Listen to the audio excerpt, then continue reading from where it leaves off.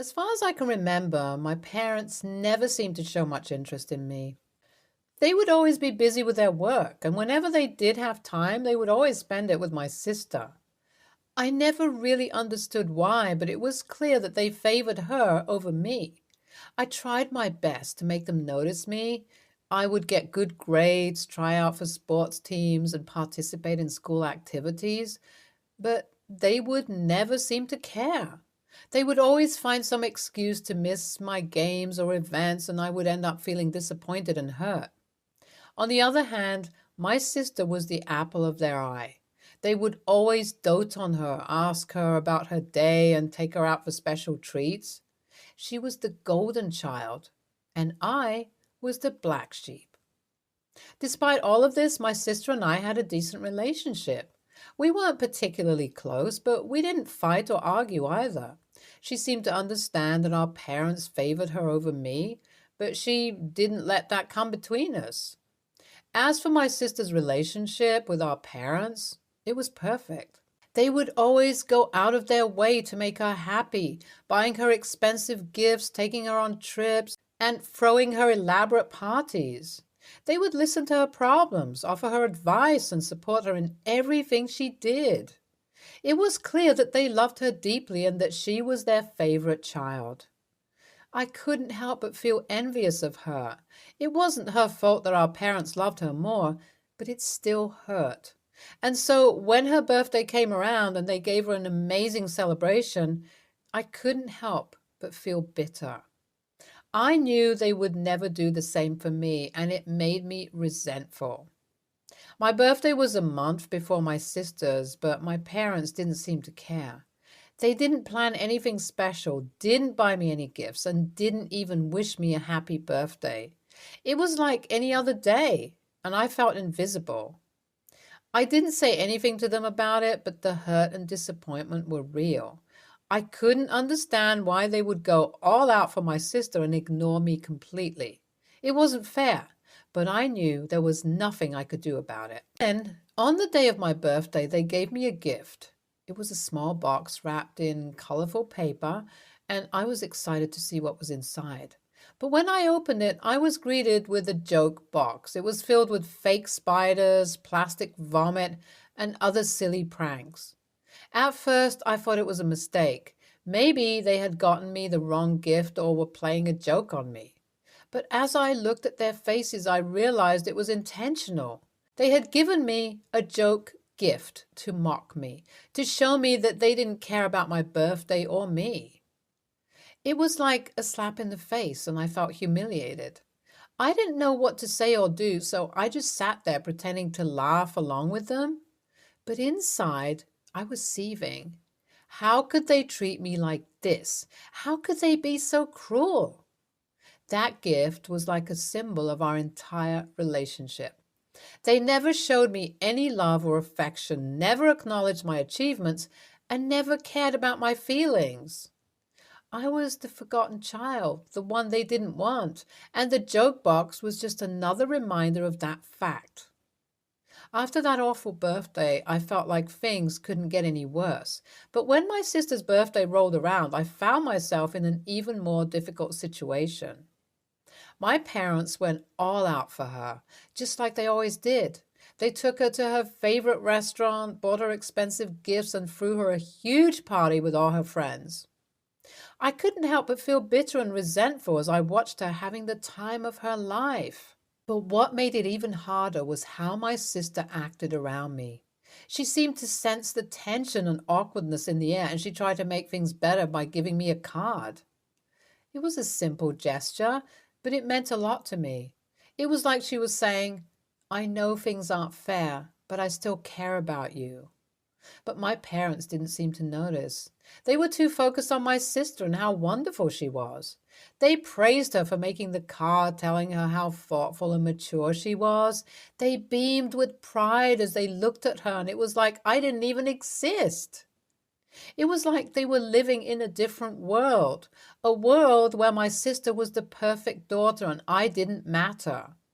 And it hurt so much to see them treating her like a queen while I was just a joke to them. As the night went on, my bitterness grew and grew. I couldn't stand the sight of my parents doting on my sister and ignoring me. I felt a seething anger inside of me as I watched my sister's friends fawn over her, telling her how amazing the party was and how lucky she was to have such great parents. They had no idea what it was like to be the forgotten child, to be the one who always got the short end of the stick.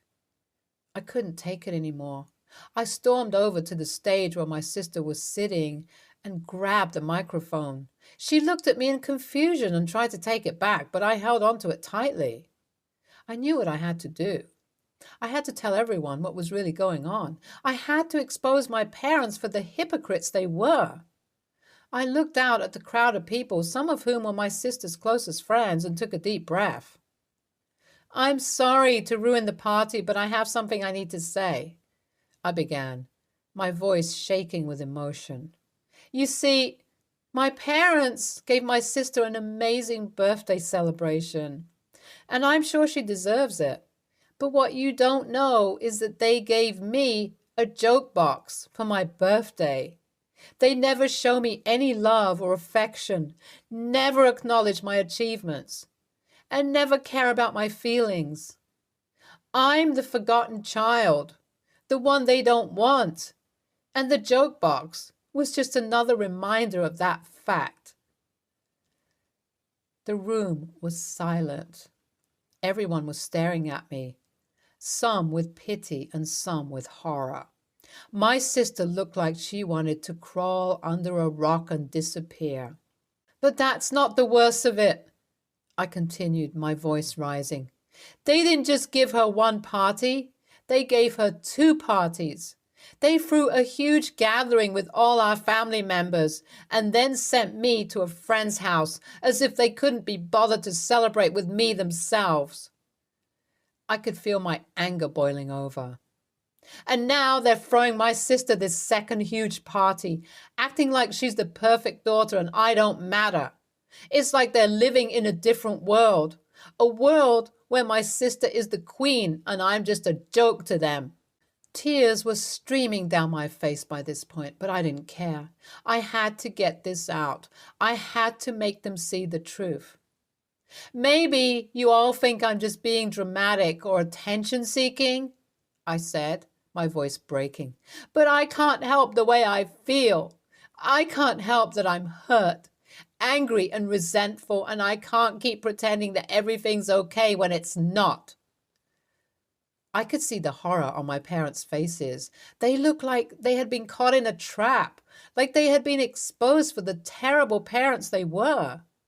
My sister looked at me with tears in her eyes, and I knew that I had ruined her birthday. But I didn't care. I had finally said what I had been holding inside for so long. My parents, on the other hand, looked like they wanted to disappear. They didn't say anything, didn't try to defend themselves or apologize. They just stood there looking guilty and ashamed. As I stood there on the stage, I could feel the eyes of my sister's friends and family members staring at me. They were all silent, no one daring to speak or move. After a few moments, my sister's friends slowly started to gather their things and leave the party. I could see the anger and disappointment on their faces as they passed by me, giving me dirty looks. The rest of the family members followed suit, all of them ashamed of my parents' behavior. They didn't even bother saying goodbye. They just walked out the door with their heads down. I could hear the whispers and rumors as they left, and I knew that everyone was talking about what I had just done. But then my grandmother called out to me, her voice soft and gentle. She asked me to come and stay with her from now on, and I could feel the tears welling up in my eyes. It was the first time anyone had shown me any kind of affection in a long time. As I made my way over to her, I could hear my parents talking to my sister and her friends. They didn't even acknowledge me or try to apologize for what they had done. Instead, they just stood there trying to save their reputation. But then, something unexpected happened. My parents' own siblings started to speak up, telling them that they didn't deserve to have a daughter like me. My aunt and uncle spoke of how they had always seen the way my parents treated me differently and how it was not okay. My cousins nodded along in agreement. It was like a dam had burst and everyone had finally let out all of their feelings towards my parents. They didn't defend themselves or try to make excuses. They just stood there taking it all in. As I sat with my grandmother, I could hear the shouting and arguing coming from the other side. But for the first time in a long time, I felt like I had a voice. I had spoken up for myself, and it felt liberating. Update 1. A few days later. Eventually, my parents came over to my grandmother's house looking defeated and tired. They didn't say anything to me, just nodded their heads in acknowledgement. I could see the shame and regret on their faces, but it was too little, too late. As I watched my parents sit down in front of my grandmother, I could feel the tension in the air. My grandmother had always been my biggest supporter, and I knew that she would not let my parents off the hook easily. "So what do you have to say for yourselves?" she asked, her voice stern and unwavering. My parents looked at each other, then down at the ground, unable to meet my grandmother's gaze. "We're sorry," my father finally muttered, his voice barely audible. My grandmother scoffed. "Sorry? Is that all you have to say for treating your own daughter so poorly?" My mother spoke up, her voice shaking. She said that they didn't mean to hurt me, that they just didn't know how to show me how much they cared. My grandmother rolled her eyes. She told them that they could have just started by treating me equally to my sister. She yelled at them that giving me a joke box on my birthday while lavishing their other daughter with attention was not exactly a way to show love. My parents hung their heads in shame, unable to argue with my grandmother's words. My father said quietly that he knows they messed up, but he wants to make things right. My mom said that they want to show me that they love me and care about me. My grandmother eyed them skeptically. "Words are easy. Actions are what matter. You have a lot of work to do if you want to earn back her trust and love." I could see my parents nodding in agreement. It was a bittersweet victory, but it was a victory nonetheless. I knew that things would never be the same between me and my family, but at least now they knew the truth. NTA. It's not acceptable for parents to show such blatant favoritism towards one child over another. Though it wasn't her sister's fault, these type of people need to be called out publicly. I completely sympathize with OP. It's heartbreaking to see how her parents treated her and how they clearly showed favoritism towards her sister. She deserved to be treated with love and respect just as much as her sister did. NTA, call out those narcissists. Next story.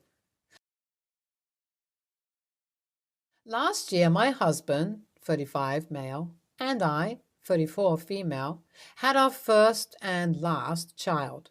We were fortunate enough to be able to stay at home with him for almost a year by staggering our parental leave and vacations. But now that time has run out and we must return to work, I asked my mother, 56 female, if she would be available to watch him during the week, and she said no. Fair enough. That's her prerogative. My husband and I researched daycares in the areas where we work and settled on one that came highly recommended. It was expensive, though, and that meant cutting down on expenses, like the monthly allowance that we'd been giving my mother. A bit of background to this. My parents were married for 28 years before my father decided that he wanted someone younger and sexier than my mother. For all of those 28 years, my mother had been a stay-at-home mom, then stay-at-home wife.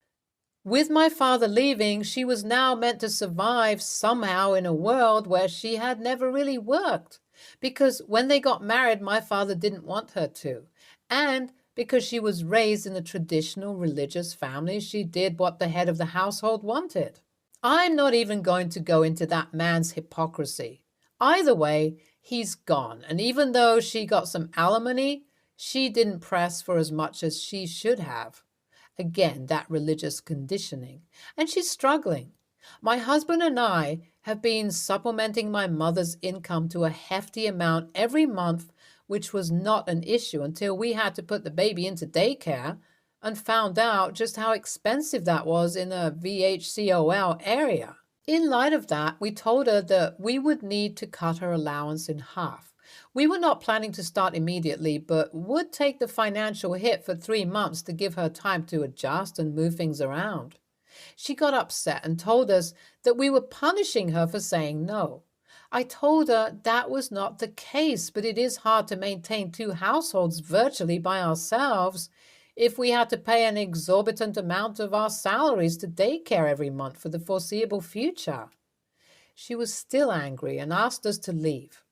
Later, my sister called us upset that we were abandoning Mom and making her struggle just because she wouldn't do our bidding. So I suggested to her that she increase how much she was helping, considering she still lives at home. She called me a fricking bitch and hung up on me. So, Reddit hive mind, am I really TA here? ETA.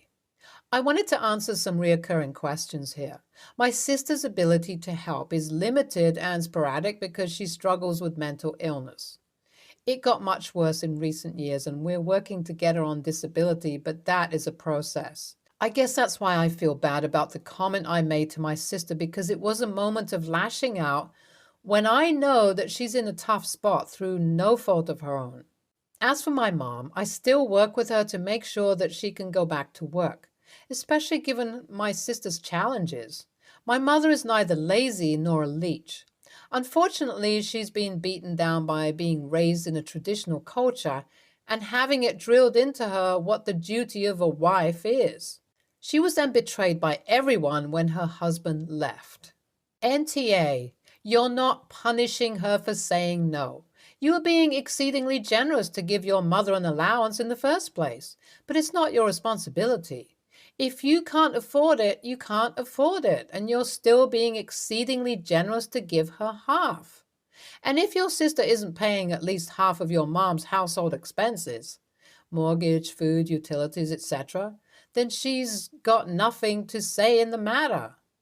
NTA, you have a small family to take care of. Your mom, at 56, still has plenty of time in which to work. While she might not get a high-paying job, she could still get something unskilled if she chose. Many employers take into account things like, I spent my life raising my kids. That said, knowing nothing else about your sister's situation, it's hard to make a call on her behavior. Next story. I had a son 18 years ago.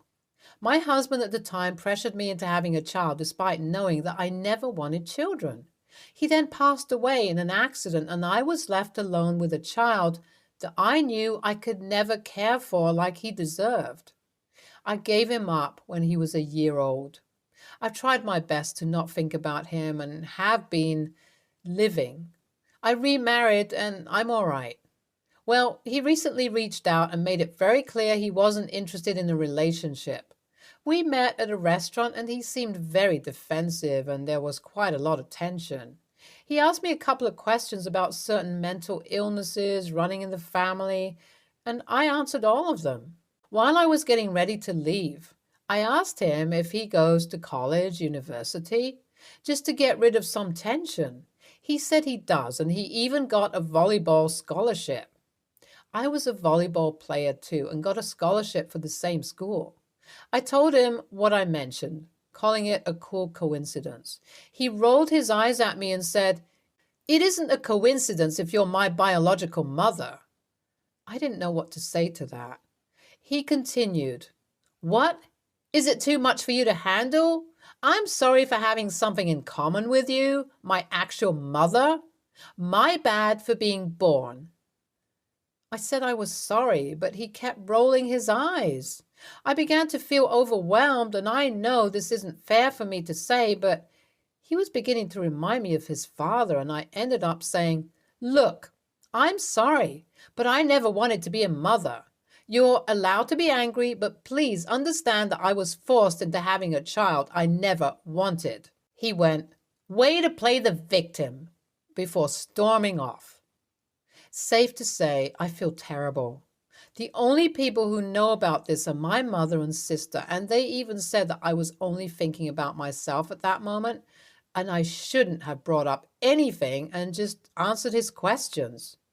They said that I made it about myself, when it's clear that the kid was having a hard time facing me already. My sister even implied that I was a little self-centered. Maybe this isn't the best place to ask, but I'm too ashamed to talk about this to anyone else. My sister also said it wouldn't hurt. AITA? Stay tuned for more stories from our girl relationships.